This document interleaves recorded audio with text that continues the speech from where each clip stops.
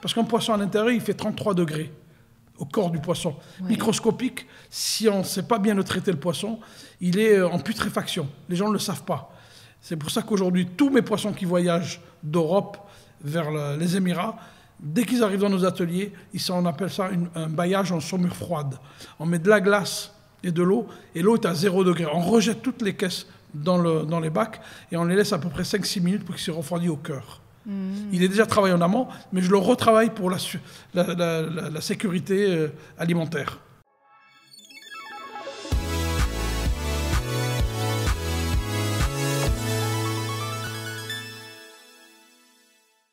Bonjour Mourad et bienvenue dans mon podcast French Stuff.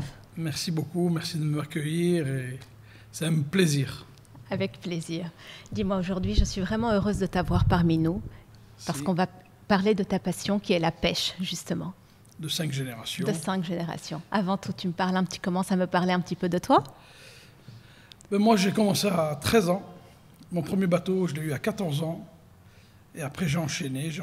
La passion d'aller à la mer, J'ai quitté le lycée Descartes en Algérie au certificat d'études. J'ai été le matin, l'après-midi, j'ai déserté. Je me suis retrouvé sur les quais au débarquement du poisson. Oh là là! Et l'histoire est partie de là. Et quand on est passionné de quelque chose, autodidacte directement, j'ai monté les échelons après en France, d'un patron à un autre. Après, je suis revenu chez mon père. On a eu des projets de faire 3 beaux bateaux en Méditerranée, nouvelle génération. Et voilà, et après, j'ai décidé de faire et du business, et de la vente directe aux particuliers, et de la pêche. Et de la pêche. Mais aussi, donc, tu as reçu le mérite national de la Légion d'honneur. Grâce à M. Chirac, qui était un grand monsieur, il m'a remis le mérite national et la Légion d'honneur. C'était en quelle année?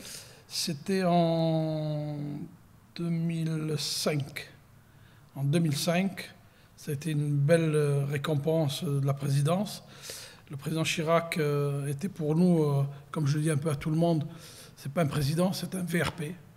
Chaque fois qu'il y a eu une délégation internationale où mes compétences et mon métier de la pêche avaient un sens, j'étais convié à ces délégations. J'en ai fait 3. J'en ai fait une avec le président Chirac dans les Émirats. J'ai fait une au Japon et j'en ai fait une en Afrique du Sud avec le président Chirac et sa délégation, avec Jean-François Lamour, qui était ministre des Sports, et c'est lui qui m'a entraîné dans cette belle mouvance politique, parce qu'avant, on pouvait dire d'une belle mouvance politique qu'on ne peut plus dire aujourd'hui. Oh. Et c'est triste pour la France, qui est un grand pays, mais malheureusement, ça a été détruit par des gens incompétents. Tu es aussi le président de la Fédération euro-méditerranéenne des pêcheurs, qui regroupe 13 pays. Exact. Et président de la Fédération des marins pêcheurs. Alors j'ai 2 casquettes, dont une où je viens d'être élu en Méditerranée il y a à peu près 3 mois, c'était fin novembre, à Marseille. Je représente le secteur économique et du développement de la pêche. Là, il y a eu un article qui est sorti il y a une semaine sur la méridionale de Marseille, où je ne fais plus comme avant faire que le rapporteur entre Bruxelles et le secteur économique. J'essaie de développer à l'international pour les marins-pêcheurs français, pas que de Marseille, parce que j'ai beaucoup de respect pour la pêche française. C'est un métier qui n'est pas facile, mais mal représenté. Et alors j'essaie de leur donner, quand je vends du poisson dans les Émirats, sur l'Arabie Saoudite, tout le Moyen-Orient, et sur Singapour, je dis toujours que c'est des produits français. C'est de la pêche artisanale, c'est une pêche responsable. Et le fait de défendre la cause des pêcheurs vis-à-vis de l'Union européenne, parce qu'à Bruxelles, on a beaucoup d'incompétents qui n'ont jamais vu un bateau, mais ils parlent du métier. Oui. Alors moi, j'essaie de faire le VRP comme le président Chirac le faisait, j'ai un peu copié sur lui, mais bon, à un très petit niveau, d'amener le savoir-faire, les produits de la pêche dans l'international. Et je m'occupe aussi d'une association en Afrique, au Sénégal, où j'ai aidé beaucoup de pêcheurs sénégalais, au lieu de casser des bateaux en France, de détruire des bateaux qui ont une moyenne d'âge de 5-6 ans, de redonner vie à ces bateaux avec des familles. J'ai créé 2 coopératives à Mbour, dans le sud du Sénégal, où il y a quand même 14 familles par bateau, et ça fait vivre beaucoup de familles. C'est super, Mourad, ce que tu fais, vraiment. Tu es un véritable défenseur au fait de la pêche. Ben, c'est la passion qui... C'est ta passion qui parle. C'est la passion, et il y a beaucoup de choses que le consommateur, le particulier ne connaît pas sur la pêche. C'est pour ça que je fais des portes ouvertes, souvent ici à Dubaï, par exemple, dans nos ateliers, pour montrer aux consommateurs. Je m'occupe avec certaines personnes qui sont des chefs de cuisine pour les enfants, de leur montrer ce que c'est un vrai poisson, avec une tête et une queue. Pas un poisson carré que c'est pas un filet, quoi. Pas un filet qui est du déchet de poisson, souvent. Je dirais à 70%, c'est du déchet de poisson. On montre un vrai poisson. On fait un filet de poisson devant un enfant qui sait d'où il est venu, quand il a été pêché et jusqu'à quand il peut le consommer. Et ça, les enfants, c'est l'avenir. Et il faut leur donner des bons produits et des produits de saison. C'est important pour nous et pour que la vie dure dans la pêche et que le consommateur puisse manger des bons produits avec des protéines, des oméga 3. Et donc, on va justement parler de ce qui t'a poussé à venir t'installer ici à Dubaï. C'est une longue histoire. Et pourquoi Dubaï? Dubaï, il n'y a pas de secret. Moi, je pourrais être l'ambassadeur, si les autorités émiraties me donnent l'autorisation d'être leur ambassadeur. Pour moi, c'est un pays de référence au monde. Ouais. C'est un pays, comment on peut dire, où on peut tout faire, on peut rencontrer des bonnes personnes. Là, j'ai eu la chance à Dubaï. J'ai fait 5 fois le tour du monde. J'ai vécu au Japon, j'ai vécu aux États-Unis, j'ai vécu en Algérie, j'ai vécu un peu partout. Tu es d'origine algérienne, n'est-ce pas? Mon père est napolitain et ma mère est berbère, algérienne. Et comme on dit chez nous, c'est une vraie bouillabaisse familiale. Et ce qui est bien, c'est que j'ai eu la chance de côtoyer pas mal de pays. Et quand je suis arrivé un jour en 2013, j'étais venu déjà, j'aimais déjà les Émirats, je venais en vacances. Et un jour, c'est une belle histoire grâce à ce chef allemand que j'ai perdu son nom. Les personnes qui m'ont installé dans un palace sur la Palme, le matin, j'ai préparé le Gulf Food, j'ai préparé tout le display, tout ça. Je suis revenu à l'hôtel et l'après-midi, on a décidé de préparer une sole pour ma fille.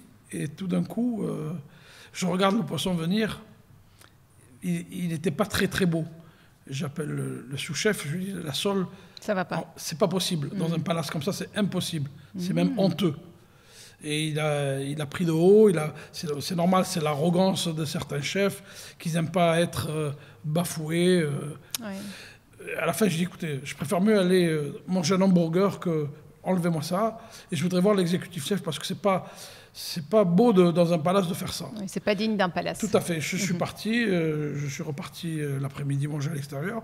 Le lendemain, quand je suis rentré dans ma chambre, j'avais un plat de fruits qui faisait 40 de diamètre, incroyable, avec une carte où le chef s'excusait, l'exécutif chef qui était d'origine allemande, et qui me demandait est-ce qu'il était possible de prendre un petit déjeuner avec lui. Je dis avec grand plaisir. J'adore la cuisine, j'ai eu la chance de connaître Joël Robuchon, j'ai la chance de connaître encore Alain Passard, qui est le plus grand chef au monde et qui est passionné par ses légumes.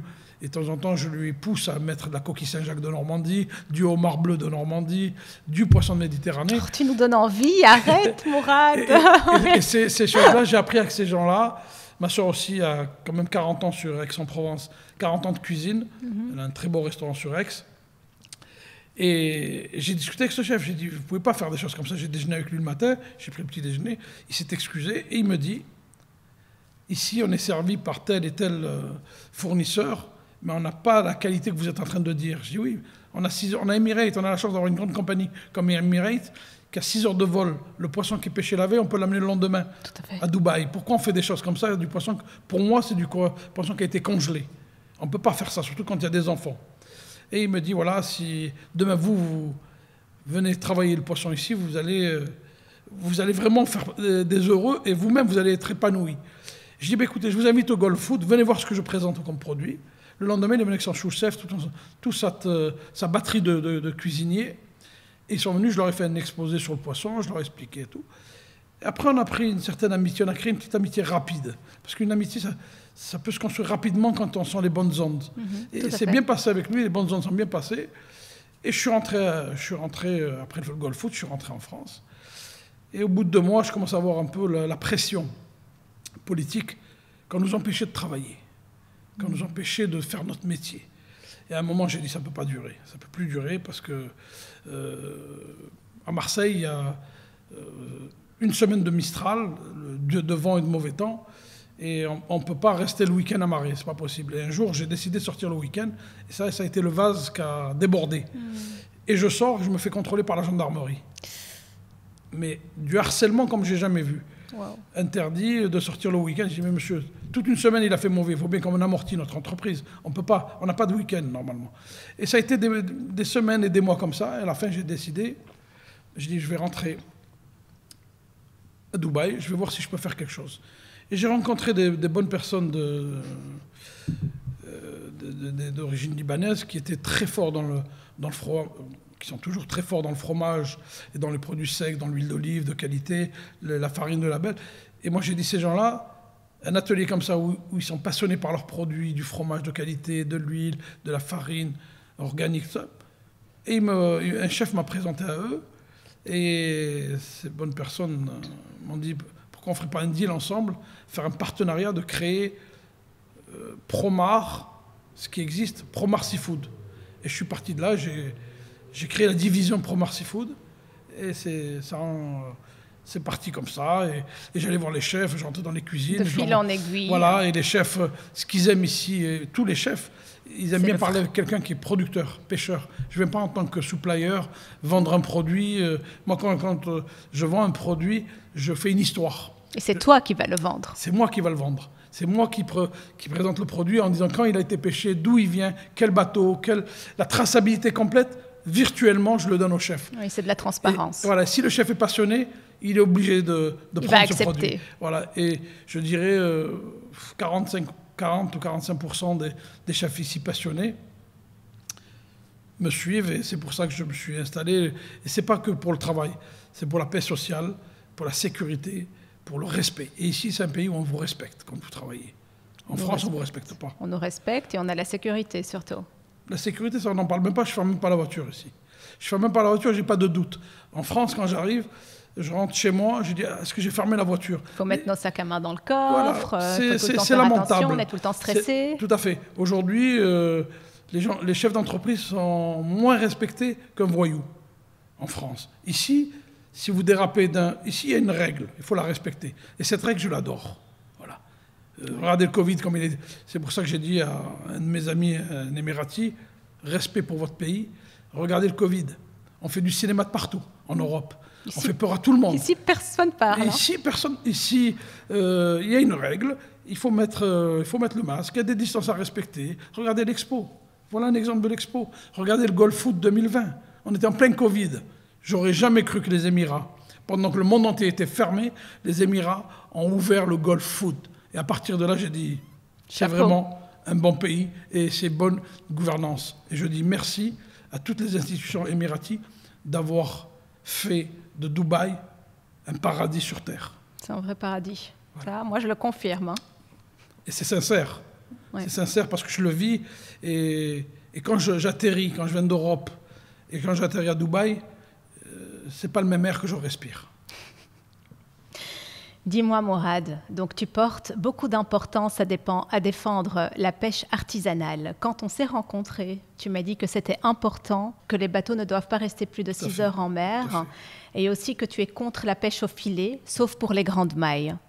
Oui, tout à fait. Je suis pour la pêche artisanale. Ce qui veut dire pêche artisanale, c'est une pêche moins de 6 heures en mer. Ça veut dire des petits bateaux, petites quantités, avec un quota respecté, avec un respect de l'environnement. De l'environnement. Donc c'est pour ne pas polluer les eaux, justement. Pour ne pas polluer, pour ne pas faire de la surpêche. Okay. Ça ne sert à rien de faire de la surpêche. Je me suis fait mal voir en tant que président du syndicat des thoniers de Méditerranée. À un moment, il y a des armateurs qui n'ont pas beaucoup apprécié quand on impose des quotas. Et on m'a même traité de traître. Et quand je leur ai expliqué dans des conférences que ce n'est pas d'être traître, je ne fais pas le jeu de l'administration, je fais le jeu de l'avenir de nos enfants. Si on fait de la surpêche, on va tuer le stock. On va faire des quotas, on va vendre le produit avec une valeur ajoutée et pêcher peu. Et en pêchant peu, on peut préserver une ressource. Et c'est ce que j'ai fait au Sénégal. En Algérie, j'ai été sollicité par le gouvernement algérien il y a 3 ans. J'ai donné même un gros coup de main en Mauritanie il n'y a pas longtemps pour leur expliquer qu'on peut pêcher peu et vendre mieux. Et la valorisation du produit de la pêche Et tout le monde tire un bénéfice incroyable. Le consommateur, le pêcheur et le milieu marin. Et ce qui est pour nous, c'est le nid. C'est le milieu marin qui est l'avenir de notre environnement. Et tu travailles exclusivement, tu pêches exclusivement des poissons de label rouge. Alors, donc tu m'expliques un petit peu le label rouge. Le label rouge, c'est pour le saumon. D'accord. Pour le saumon, c'est un saumon qui est organique, oui. Sans OGM. Je suis contre tous les produits traités. On va y revenir plus tard. Parce que souvent, je me fais aussi des ennemis là dans l'aquaculture. Quand je dis contre les OGM, tout à fait. En Norvège, vous avez du premier choix. C'est comme en Chine. En Chine, vous avez du premier choix et vous avez du deuxième, troisième et quatrième choix. En Chine, il y a des bons produits, comme dans l'aquaculture. Et dans l'aquaculture, vous avez du saumon écossais, qui est un label rouge, irlandais.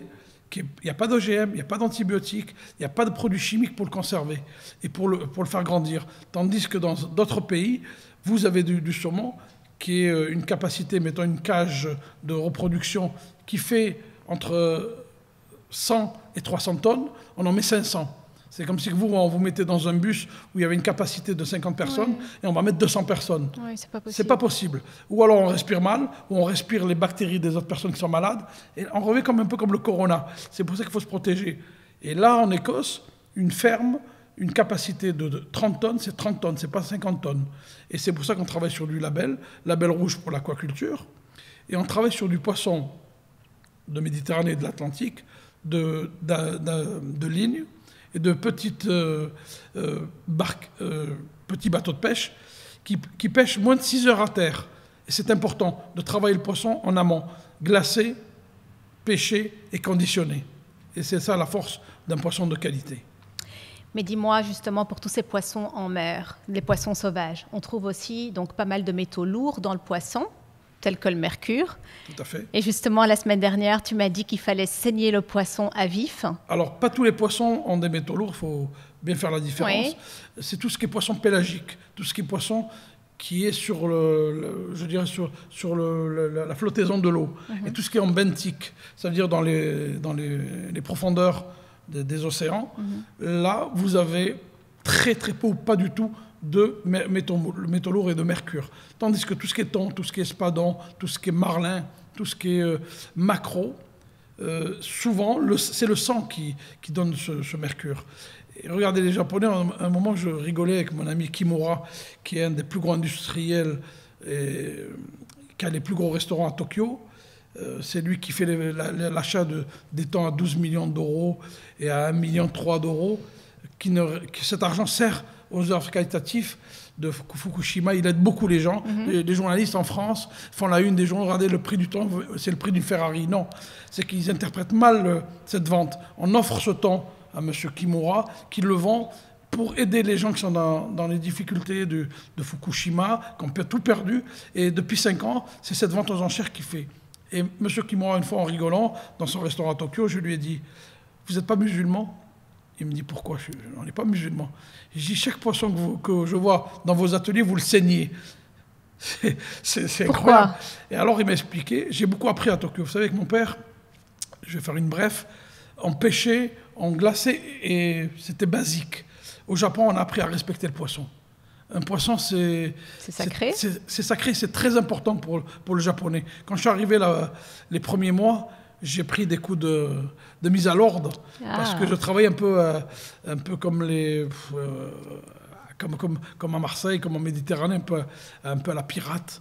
C'est quoi ça, la pirate? Ça veut dire on prenait du poisson, on ne respectait pas, on mettait dans les bacs, on jetait en vrac.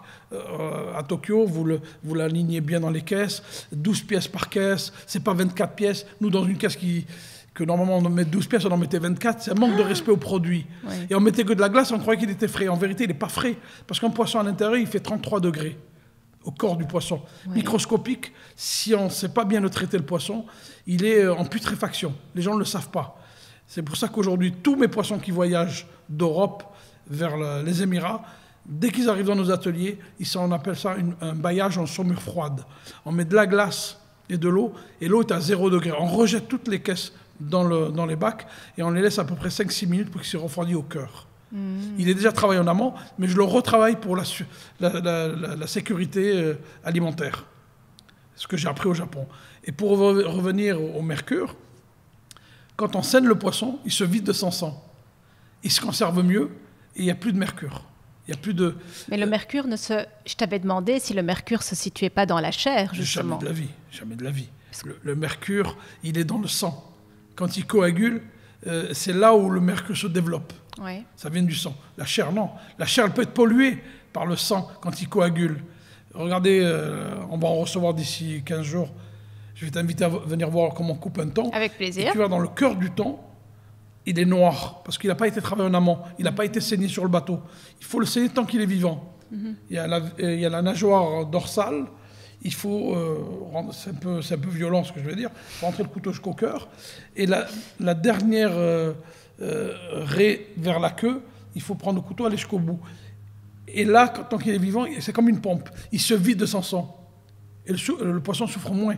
Tandis que quand vous laissez un poisson... Mais on ne le fait pas souffrir, un poisson? Non, parce qu'il meurt de suite. Okay. Et oui, mais c'est malheureux. Donc il n'y a pas de souffrance animale. Il n'y a pas de souffrance, au contraire. Très bien. Quand on va laisser un poisson agoniser sur un pont, là il crée du stress, il crée du mercure, il crée beaucoup de choses néfastes pour la chair. Quand on le saigne, et ça je l'ai appris au Japon, tous les produits pélagiques, que ce soit le thon, l'espadon, tous les poissons de surface, on arrive à les vider de leur sang. Et c'est là où il y a presque plus de mercure, et la chair est rose, elle est plus noire. C'est pour ça souvent le thon, quand il est noir, c'est qu'il est déjà... il est plus bon. Mais les gens ne le savent pas. Non. Et c'est pour ça qu'il faut l'expliquer. Et chez nous, tous nos poissons pélagiques sont saignés. Et donc le thon doit vraiment avoir une couleur qui est rosâtre. Donc une fois que c'est un peu plus foncé... Quand c'est plus foncé, c'est que le poisson n'a pas été saigné, et il peut... Tout dépend. On ne va pas dire que 80% il y a du mercure, parce qu'il peut s'évacuer, je dirais, il n'a plus que 20%. Mais nous, c'est 0%. Il n'y a plus de sang. Et quand on le coupe, et en plus pour le conserver. C'est pour ça que les Japonais, les Chinois et les Coréens, ils font des longes de thon, des cœurs de thon, et ils les mettent dans du papier sopalin, et on peut le garder au frais pendant 10 jours. Oui. Un autre thon, vous ne pouvez pas le garder. Au bout de 3 jours, il devient arc-en-ciel. Et quand la chair devient arc-en-ciel... j'ai déjà vu ça, et voilà, dans il est oxydé. Le poisson est oxydé et impropre à la consommation. Et les intoxications alimentaires viennent de là. C'est pour ça qu'aujourd'hui, je suis très à cheval. C'est pour ça que j'ai demandé toutes les licences dans les Émirats et le respect de la municipalité de Dubaï. Quand ils viennent, ils ne vont pas vous harceler. Ils vont vous parler gentiment, mais c'est ferme. Et moi, c'est comme ça, c'est pas autrement, quoi. Mais voilà, c'est comme ça, c'est pas autrement. Vous voulez rentrer dans le moule, eh ben c'est comme ça. Et moi, j'aime bien. C'est moi qui demande de venir me contrôler, que ce soit pour l'eau, pour les ateliers. Là, ils sont encore venus avant-hier. Parce que tu es sûr de toi, surtout. Non, mais j'apprends aussi. Ouais. J'apprends. Regardez, au Japon, j'ai passé quand même pas mal d'années. Ça a été difficile au début pour la langue, mais après, je me suis adapté. J'ai appris. Quand je vais en France, je peux donner des cours. Aux Nations Unies, je peux donner des cours. Je suis expert aussi au sein des Nations Unies pour l'ICAT, pour les produits de la pêche, parce que je me suis initié dans des grandes académies japonaises, pas européennes, mais japonaises, où ça a été très dur, et j'ai appris. Et aujourd'hui, c'est ma fierté, parce que mon produit, quand le consommateur le reçoit chez lui, et là, je suis en train de travailler sur un code barre. La consommatrice, aujourd'hui, sur tous les smartphones, vous pouvez scanner le QR code, et vous voyez la traçabilité du produit. Et je suis en train de mettre ça en place dans un mois, ici dans les Émirats, et au Maghreb, en Algérie et au Maroc. On aura ce code barre dans tous les magasins avec qui je travaille, qui sont franchisés, pourront avoir ce code barre, ils pourront savoir quand il a été pêché, où il a été pêché, et jusqu'à quand ils peuvent le consommer. Quelle avancée, c'est vraiment génial. Ben, c'est une idée que j'ai ramenée par un ami qui vit à Cape Town, en Afrique du Sud, et il a commencé à le faire sur du gibier, sur de la volaille. Et j'ai dit, pourquoi on ne pourrait pas le faire sur le poisson? C'est pour ça qu'une amie de cœur qui m'a donné une idée de faire quelque chose sur Dubaï, une grande architecte, je ne donnerai pas son nom aujourd'hui, m'a donné encore une envie de faire quelque chose. Moi, je vais donner son nom, Yannick, voilà. Yannick Levesque. Voilà, grande architecte. Et ça a été un bonheur de la rencontrer. Et c'est pour ça que j'ai dit merci à Instagram. Je l'ai rencontré, on a communiqué sur Instagram. Et aujourd'hui, de l'avoir, cette personnalité devant moi, pour moi, c'est Moi, j'adore voir des gens qui ont des idées extraordinaires. Et ça, on peut avoir un contact entre la pêche et l'architecture. Nos bateaux ont été faits par des grands architectes, que ce soit dans le terrestre ou dans le maritime. Le prochain, tu demandes à Yannick, elle te le fera avec plaisir, je pense. Je pense que ça sera pour elle un jeu. Un jeu, Parce que quand on voit ce qu'elle a fait à Dubaï, ce qu'elle a fait dans les Émirats, ça c'est clair. Chapeau. Et c'est un rêve. Moi, je le suis avec beaucoup de passion. Et c'est pour ça que je vais la faire goûter. Parce que je cuisine, j'adore cuisiner. J'ai la chance d'aller chez des particuliers cuisiner pour eux ici dans les Émirats. En Algérie, je l'ai fait souvent. Et je vais vous cuisiner. Bientôt, on aura un bateau ici, d'ici 1 mois et demi, des vraies spécialités méditerranéennes, des fritures de merlan, des steaks de thon, parce qu'on va essayer de faire... Arrête Mourad, tu me donnes l'eau à la bouche. Non, mais c'est bien, ça donne des idées. On va essayer de créer On voit bien des hamburgers aujourd'hui avec certaines enseignes, que je ne veux pas citer leur nom. Hein. Nous, on va essayer de travailler des hamburgers avec des produits de la mer, frais, sur le calamar, le thon, le steak de thon. Tout le monde parle du steak de bœuf, mais on peut faire du steak de thon, mais du steak de thon saigné. Parce que le consommateur, pour les enfants, il faut qu'il mange un steak de thon rosâtre. Il ne faut pas qu'il soit rouge sang.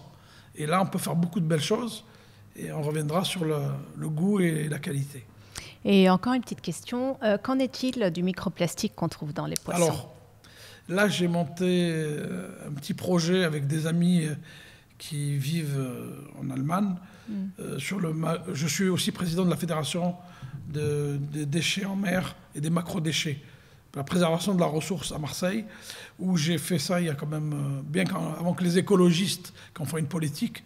Moi, je suis écologiste, je suis comme toi. Je veux dire, on jette pas nos détritus à la poubelle, et encore plus à Dubaï, où on apprend encore plus. On était déjà écologiste de cœur. À Dubaï, c'est incroyable. J'ai amené des amis qui sont venus de Normandie il n'y a pas longtemps. Et ils me disent, mais Dubaï, c'est incroyable. On peut manger par terre. Je dis, oui, vous pouvez manger par terre. Oui, on peut manger par terre. Quand ils vont dans des malls, dans des toilettes, c'est incroyable. Mais je vous dis, Dubaï, c'est une référence mondiale. Et l'association que j'ai montée il y a quand même 14 ans, tellement qu'on ramenait des sacs en plastique, des bouteilles en plastique dans nos filets, un jour, l'idée est venue, je suis allé voir une dame à la ville de Marseille, et je lui ai dit, est-ce qu'on ne peut pas monter, parce je suis vice-président de l'Office de la mer, qui était une branche accrochée à la ville de Marseille, et toutes les associations de plaisanciers, de pêcheurs, des calanques, des gens qui aiment l'environnement et le milieu naturel. Et j'ai proposé de monter cette association avec la Fondation de France. Et j'ai monté la première association pour la préservation de la ressource et des bactéries, des rejets en mer. Et j'ai dit aux pêcheurs, aujourd'hui vous allez acheter un GPS, ça vous coûte X francs. Moi, je vais demander à une grande compagnie que je remercie, c'était Alibert, les bacs Alibert, de me sponsoriser dans des bacs à bord des bateaux embarqués. Oui. Et on a fait une campagne de 3 mois. Chaque bateau qui débarquait tous les soirs, avec une société qui ramassait les déchets à terre, tous les bouteilles, tous les sacs en plastique, au lieu de les rejeter comme on faisait à l'époque, avec mon père, on rejetait parce qu'on n'avait pas la place, on n'avait pas la prétention de pouvoir le faire. Tous les soirs, on pesait et on avait une moyenne de 150 à 300 kilos de macrodéchets par bateau. Et on avait 15 bateaux qui faisaient cette campagne. Wow. Et je l'ai ouvert au Sénégal. J'ai fait la même chose au Sénégal. Mais en France, à Marseille, c'était le produit phare. Et tous les mois, pour motiver les pêcheurs, c'est pas pour les acheter comme certains journalistes ont dit, non, c'est pour les motiver à le faire. Pour les patrons de pêche, on lui offrait un GPS, on lui offrait un truc électronique qui était utile à la pêche. Et pour les marins-pêcheurs qui ramassaient leurs marins, on leur offrait des tenues d'une grande marque Guicoten, des cirés de mer étanches, des blousons de mer avec le logo. Pour les motiver, au lieu d'aller acheter un blouson à 300 €, on lui offre. Et en contrepartie, il ramenait tous les macrodéchets à terre. Et on est arrivé à faire ça. Et là, aujourd'hui, j'ai passé le flambeau à Martine Lissac, qui est une fille extraordinaire, qui a beaucoup travaillé avec Bruno Perron. J'avais créé la première course Marseille-Carthage, The Race. J'ai fait pas mal de courses, comment vous dire, pour aider justement le milieu marin. Toutes ces courses étaient pour ramasser de l'argent, pour créer des actions pour l'environnement. J'ai eu Bruno Perron, j'ai eu comment elle s'appelait, une très grande qui est décédée dans une série en hélicoptère, Florence Artaud. Florence Artaud, qui était une amie intime, qui a gagné 3 fois la route du Rhum sur des grands catamarans. Je veux dire, on a fait beaucoup de choses sur l'environnement. Parce que quand je vois les politiques se servir de l'électorat écologiste, c'est pas comme ça. L'écologiste, il vient de toi-même. Et c'est ce qu'on a fait avec les pêcheurs, c'est de les motiver. Et là, aujourd'hui, ce que je souhaiterais, c'est que les grandes instances émiraties, je vois très bien ce que les associations écologistes ici font pour les tortues dans les Émirats. C'est merveilleux. Et c'est pour ça que je me suis un peu associé avec le professeur qui est allemand, qui a monté cette association ici sur les macroplastiques, sur Abu Dhabi et tout ça. Et on va aider aussi ici à faire la même chose. La preuve, aujourd'hui, tous nos sacs, quand on a des particuliers qui viennent, c'est des sacs en papier. Je suis contre les sacs en plastique. Et toutes les caisses qu'on a pour le poisson, on est en train d'y travailler aujourd'hui, qui sont biodégradables. Parce que le polystyrène est un danger pour le milieu marin. Les sacs en plastique, il faut savoir que c'est un danger pour les tortues. Parce que les tortues se nourrissent, mais les gens ne le savent pas, de méduses. Une méduse, c'est transparent. Le sac en plastique est transparent. Et souvent en mer, on a attrapé des tortues. On a sauvé pas mal de tortues en Méditerranée avec mon père, parce qu'ils avaient des sacs en plastique, qu'on les voyait agoniser sur l'eau. Et souvent, on a raté des campagnes de pêche pour aller porter secours. Et c'est l'avenir de nos enfants, tout ça. Et je pense que du milieu marin, on peut faire beaucoup de belles choses. C'est pour ça qu'on n'a pas attendu après les écologistes politiques pour le faire. Nous-mêmes, on peut le faire. La preuve, dans nos ateliers aujourd'hui, je suis en train de lancer le nouveau concept caisse biodégradable avec des sacs papier pour livrer les consommateurs. Personne ne l'a encore lancé, ça? Ici, non. Je pense être parmi les premiers. On va essayer. Je pense qu'il y en a qui l'ont fait. Je ne sais pas tout ce qui se passe dans les Émirats. Mais dans ma filière, je pense qu'on sera parmi les premiers. C'est bien. Voilà, c'est surtout une grande passion. Et vous savez, quand on a vécu, on a grandi dans la mer, que cette mer nous a nourri des générations de ma famille, dont j'en fais pas partie, de la 5e génération. Je voudrais que les générations futures puissent profiter de ce que j'ai vu et que la nouvelle génération puisse profiter de tous ces bons produits de la mer, en respectant l'environnement, en respectant le milieu marin. C'est très important. Et ça ne coûte rien pour respecter le milieu marin. C'est la volonté de le faire. Et je pense que la volonté, beaucoup de gens le font, mais ne le communiquent pas. Et il faudrait que, moi je souhaiterais que, et surtout avec toi, si l'année prochaine on peut faire une conférence sur l'environnement marin, avec plaisir, Mourad. Sur le poisson, pour montrer ce que les gens peuvent manger, ce qu'ils ne peuvent pas manger, avec comment plaisir. on doit traiter le poisson quand il est arrivé chez eux. Je serais honorée. Voilà, et moi j'aimerais bien aider encore des associations en Afrique ou ici à Oman, de faire ce que j'ai fait au Sénégal pour préserver la pêche artisanale. Super. Et dis-moi, donc, quelle a été ta sortie en mer la plus dangereuse, Mourad? Donc, comment t'en es-tu sorti? Et est-ce que ça t'a appris quelque chose? Ou si tu as déjà eu des accidents en mer, justement? Oui, avec mon père. En 2018, on était au large... Il n'y a pas si longtemps que ça. Non, oui, 2018. Il y a 4 ans? Oui, c'était au large de la Tunisie. Et ce qui était grave, c'est qu'on est tombé en panne avec un bateau-école. Mon père gérait un bateau de formation. Ces derniers temps, il gérait un bateau de formation algérienne. Et on est tombé en panne. Il y avait une grosse tempête, une grosse tempête. Et ce bateau allait échouer, avec 14 marins à bord. Et l'officier radio appelait Mayday, Mayday, Mayday. Personne ne répondait. On a eu la chance d'avoir un bateau tunisien. Respect pour ce bateau, parce que le commandant a pris beaucoup de risques. 3000 tonnes de phosphate. Il s'est rapproché des côtes pour venir porter secours. Et pourquoi j'ai eu ce contact avec ce bateau? Parce qu'on était dans une baie où il n'y avait plus de réseau. Et mon père a perdu espoir, l'officier radio a perdu espoir. Moi, j'ai continué à appeler Mayday, Mayday. Et ce bateau m'a contacté. Et il me dit, c'est quoi votre position? Alors j'appelle mon père, je dis, on a le réseau, on a eu contacté. Et on a échappé belle. On allait perdre le bateau et nous-mêmes, parce que sur la tempête, c'était que des rochers. Si le bateau partait là, tout le monde était perdu. Et le deuxième qui est très vieux, en 77. C'était au large du Sénégal. On est resté 6 jours en perdition, pas d'eau, pas d'électricité à bord. On a mangé du poisson séché parce que le bateau était en fer, sur des plaques en fer. Ouais, on a mangé un peu du poisson, un peu comme on voit ici dans certains marchés. On a bu de l'eau de mer les derniers temps parce qu'on n'avait plus d'eau. Mais non. Ouais, on a bu de l'eau de mer. Attends, on ne conseille pas de boire de l'eau de mer, ça te déshydrate encore plus. C'était les 2 derniers jours, on n'avait pas le choix. On buvait vraiment pour avoir... Mon Dieu. Et on était presque à la fin de notre vie. Et là aussi, c'est un bateau de la marine américaine qui passait par là.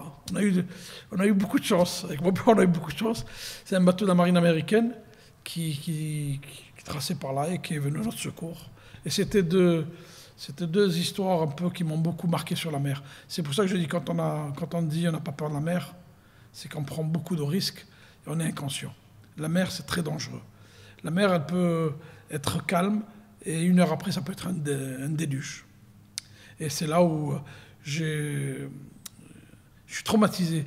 Sur mes bateaux que j'ai en Algérie, je suis surdimensionné. J'ai tout en double. J'ai peur d'avoir une VHF en panne, alors j'ai 3 VHF, j'ai 2 GPS, j'ai 2 radars, j'ai tout en double. Comme ça, tu es sûr que tu seras jamais en panne. Et le centre de sécurité, quand ils viennent passer le contrôle du bateau, ils me disent « Pourquoi vous êtes toujours en double ?» Alors quand je leur raconte mon histoire, ils me disent « Je comprends bien maintenant. Et ils valident de suite. Et c'est voilà. Bon. Écoute, moi j'aimerais terminer sur toi, sur un livre que tu as écrit, donc qui sortira au mois de septembre, et qui se nomme « Les voyous en col blanc ». Aimerais-tu m'en dire un petit peu plus? Bien sûr, c'est un livre déjà, le titre est déjà assez non, le titre est une réalité. Non, il n'est pas fort. C'est vrai pour les profanes qui ne savent pas pourquoi, quand on lit un livre, comme j'ai le parrain de ma fille qui est Gérard Depardieu, quand il écrit des livres, les titres sont souvent frappants. Et là, on est en train de dire la vérité. Pourquoi col blanc? Parce que c'est les politiques. Ils ont fait du mal à la pêche française, pour ce que je sais. Maintenant, je ne sais plus parce que je décrochais un peu depuis 4 ans. Je vois ça de l'extérieur, mais je suis plus président de la fédération Euro-Méditerranée où je représente 13 pays. Mais quand on était en France, en poste, quand je défendais la pêche à Bruxelles, la pêche française, c'est pour ça que je dis M. Chirac a été un grand monsieur. J'avais un contact direct avec l'Élysée. Je peux le citer. Hervé Lejeune, qui était le conseiller agriculture de l'Élysée, m'appelait tous les jours pour me dire qu'est-ce qui s'est dit à Bruxelles, est-ce que tel dossier pour la pêche française a été défendu? Depuis qu'il est parti, ce monsieur qui est parti dans les ambassades diplomatiques dans le monde, je suis toujours en contact avec lui, il n'y a plus de réseau. Ces gens-là en col blanc qui, aujourd'hui, défendent leur intérêt, leur carrière. Ils ne défendent pas les pêcheurs, c'est faux. Regardez, je vais vous donner un exemple aujourd'hui. Vous avez des ministres, quand ils étaient ministres à l'époque de Sarkozy, quand ils étaient à la pêche, ils se sont retrouvés commissaires européens. Et quand j'ai été les voir à Bruxelles, quand j'ai été leur dire défendez la cause, les pêcheurs français ne sont pas des prédateurs. C'est un métier dur, c'est un métier de passion, c'est des générations, c'est des investissements. On ne peut pas les bafouer comme ça, il faut défendre la cause. Regardez nos amis espagnols, regardez nos amis italiens. Ils ont cassé très peu de bateaux. En France, on a été les leaders de la casse des bateaux. On donne une carotte et on dit aux pêcheurs, voilà, on va te donner 10 000 €, on va te casser ton bateau. Vous ne croyez pas que c'est un scandale? Si. Quand je dis qu'ils ont du sang dans les mains, ils ont du sang dans les mains. Ils ont tué des familles. Et aujourd'hui, ces gens-là, ils ont promis beaucoup de choses, ils n'ont jamais rien fait. Ils ont bafoué la pêche française et ils se retrouvent à 26 000 € commissaire européen. Vous croyez qu'ils vont écouter Mourad Kaoul à défendre la cause du pêcheur? On ne sait jamais. Ils vont mouiller leur chemise. Mais Bruxelles va les blacklister, ne va pas leur donner un poste comme commissaire. Et aujourd'hui, ces voyous en col blanc sont devenus commissaires pendant 10 ans à Bruxelles. Et quand je les vois se présenter à la présidence de la République française, aujourd'hui où tout le monde se bat pour être président, vous savez, la France, il faut la mériter. Il faudrait plus de personnes comme vous pour être président. Oui, mais vous savez comme moi, les cimetières sont pleins. Vous savez, je vais vous dire. Mais non, il ne faut pas dire ça. Si. Non, il faut des gens passionnés. Il faut des gens... Regardez, M. Jean-Claude Gaudin m'avait mis adjoint en mer aux affaires maritimes. Il ne m'a pas mis, je sais pas moi, pour la ville, pour la famille, il m'a mis à la mer. le plan de relance du le vieux port de Marseille, ça a été dans des dossiers que j'ai traités pour améliorer le vieux port de Marseille, qui est le plus vieux port de Méditerranée, qui date de 1600 ans d'histoire. Fossé a été créé par les Grecs. Et aujourd'hui, quand vous voyez Marseille, qui a changé, Marseille est ouvert sur la mer, est le berceau des épices et du Moyen-Orient. Tous les bateaux partaient de là. Mais aujourd'hui, les politiques ont cassé tout ça. En 2 ans, ils ont cassé ce que des grands politiques qui aimaient leur pays. C'est pour ça que je reviens dessus sur les Émirats. Souvent, quand je vais en Algérie, souvent quand je vais dans des pays méditerranéens, je dis les Émiratis aiment leur pays. Oui. Ils aiment leur pays. Oui. Faire ce qu'ils ont fait en 50 ans, je dis respect, respect, respect. C'est pour ça que je crois beaucoup dans les Émirats. Et si je peux rester jusqu'à la fin de ma vie ici, je resterai. Ça, c'est incontournable. En France, aujourd'hui, c'est impossible. Dès que vous essayez de développer, on vous casse. On ne vous laisse pas grandir. Et ils ont oublié, quand on grandit, on fait grandir avec nous les petits. C'est vrai. Quand on crée une usine, quand on crée une entreprise en France, on crée de la richesse économique.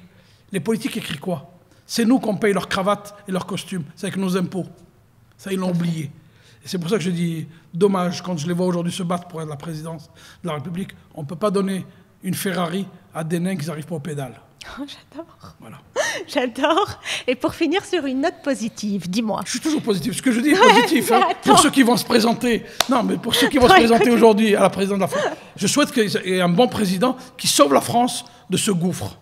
Revenons à tes poissons. Pour finir sur une bonne note positive, si on a envie de se procurer ton poisson ici dans les Émirats, est-ce que tu vends aux particuliers? Je développe au maximum les particuliers, parce que j'adore le contact. Comment est-ce qu'on fait justement pour acheter ton poisson? Très facile, le producteur, Mourad Seafood.